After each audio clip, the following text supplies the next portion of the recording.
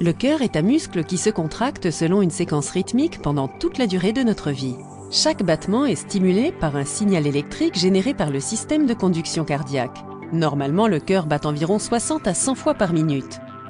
En cas de problème avec le système de conduction, le cœur peut battre trop rapidement, trop lentement ou avoir un rythme irrégulier. L'électrocardiogramme, ECG, permet de mesurer et d'enregistrer l'activité électrique du cœur. Au cours d'un battement cardiaque normal, le signal cardiaque suit un cheminement spécifique dans le cœur.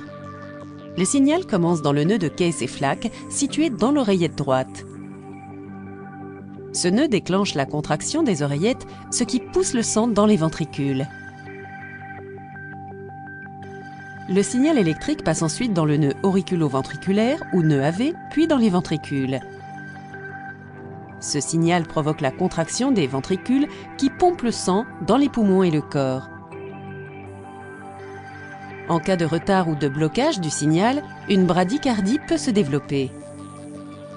La bradycardie, ou plus simplement bradycardie sinusale, est une arythmie associée à un rythme anormalement lent du cœur, moins de 60 fois par minute.